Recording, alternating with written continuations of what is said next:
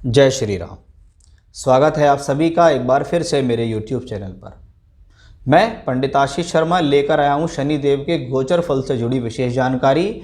आज के इस वीडियो में हम बात करेंगे कि तुला राशि तुला लग्न दोनों के लिए वर्ष 2022 से वर्ष 2025 तक शनि देव का जो गोचर फल है उसका क्या परिणाम रहने वाला है।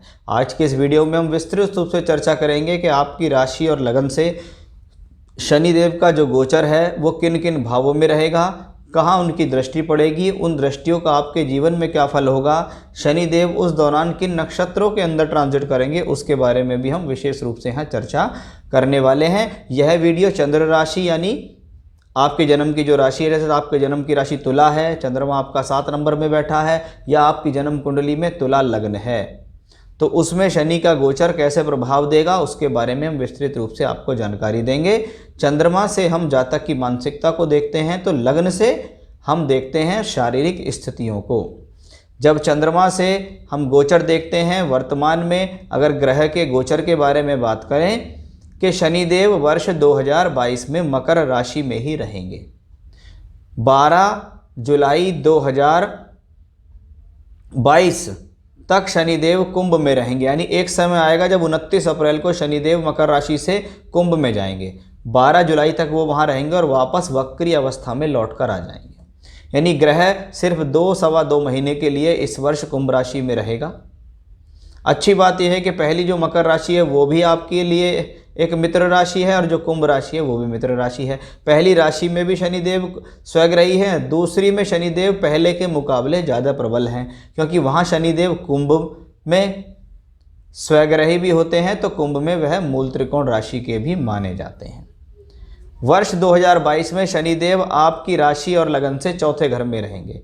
चंद्रमा के हिसाब से देखते हैं, शास्त्र कहता है, यानी व्रत पराशर होरा शास्त्र में स्पष्टतः गोचर के बारे में लिखा है कि चंद्रमा से चौथे घर में गया हुआ अशुभ ग्रह मानसिक परेशानी देता है, मन के अंदर चिंतन देता है, व्यक्ति किसी न किसी प्रकार के नकारात्मक प्रभावों से प्रभावित रहता है, यानी उसके मन में चिंतन रहता है, चिंतन भी अपने घर परिवार को लेकर है। यहाँ थोड़ा प्लस पॉइंट ये है कि चंद्रमा से चौथे में जब शनि होंगे तो ये अपनी स्वराशि में होंगे, इसलिए आपका उतना नुकसान नहीं करेंगे। और वर्ष 2022 के अंदर शनि देव जो होंगे मकर राशि के अंदर ही रहने वाले हैं, वक्री होकर मजबूत होकर आएंगे तो और आपके लिए बेटर होगा। साथ ही साथ शनि उस दौरान धनिष्ठा नक्षत्र यानी मंगल के नक्षत्र में होंगे।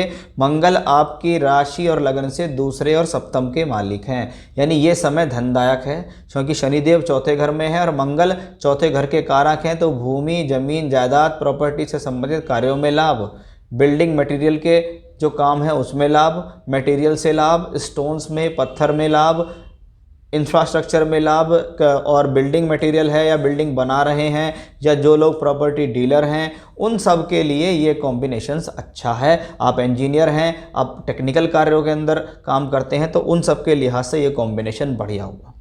17 जनवरी 2023 जब आएगा तब शनिदेव मकर से निकलकर पंचम में आ जाएंगे। क्या मतलब है इसका? इसको कहते हैं राशि और लगन से पंचम त्रिकोण में गया हुआ ग्रह जो कि अपनी स्वराशि और मूल त्रिकोण में है, धनदायक होता है, इसमें कोई संदेह नहीं है। लेकिन चंद्रमा से पंचम में गया हुआ शनि, शनि की पनौती कहलाता है। इसको थोड़ा सा समझने का प्रयास होना चाहिए, बस, इससे डरना कुछ नहीं है। क्योंकि लोग बाग 7.5 ढैया पनौती के नाम से इतना घबरा जाते हैं, या उनको इतना बताया जाता है कि भाई आप घबरा जाओ, क्योंकि जब तक आप घबराओगे नहीं तब तक आप ज्योतिषी के पास आओगे कैसे, और जब तक आप ज्योतिषी के पास आओगे नहीं तब तक वो आपको लूटेगा कैसे, इसको मैं ये मान सकता हूँ। क्योंकि बहुत लोग हैं जिन्होंने मुझसे संपर्क किया, उन्होंने बताया कि हमें इसके नाम से इतने पैसे ठगे गए या इतने हमसे पूजा पाठ के ले लिए गए। देखिए, चंद्रमा से पंचम में गया हुआ अशुभ ग्रह गोचर में बुद्धि को भ्रमित कर सकता है। अब यहाँ शनि है जो चंद्रमा से पंचम भाव में 2.5 वर्ष तक रहेंगे, जिसको कहेंगे पंचम यानी पनौती। क्यों है ये पनौती? वो इसलिए है कि जब एक अशुभ ग्रह यानी लगातार एक शुभ स्थान के ऊपर एक अशुभ ग्रह, शनि जैसे ग्रह 2.5 वर्ष तक रहेंगे तो ये आपकी बुद्धि को भ्रमित कर सकते हैं, क्योंकि उसका स्वभाव है।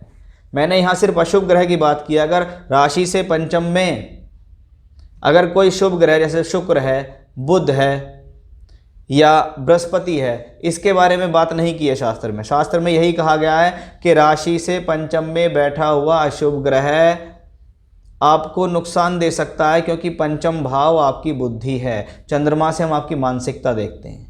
चंद्रमा से पंचम घर में गया हुआ शनि 2.5 वर्ष तक उस राशि में स्वग्रही और मूल त्रिकोण में रहेगा, जो कि धन लाभ के लिए बेहतर है। लेकिन एक स्थिति आपके सामने ऐसी भी ये प्लेनेट लाएगा जो आपकी बुद्धि को कुबुद्धि में बदल देगा और आपसे नुकसान कराएगा। इसलिए आपको अपनी प्रेस्टीज को बचाना है।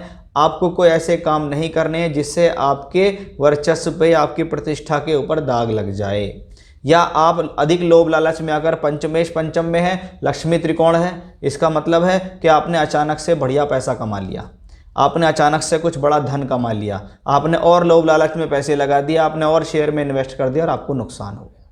यहाँ मेरा समझाने का सिर्फ यही तात्पर्य है, ये ग्रह बुरा नहीं है, लेकिन अपनी बुद्धि को कंट्रोल करें, क्योंकि जब शनि पंचम में रहेंगे उस दौरान ये राहु के नक्षत्र में ट्रांजिट करेंगे।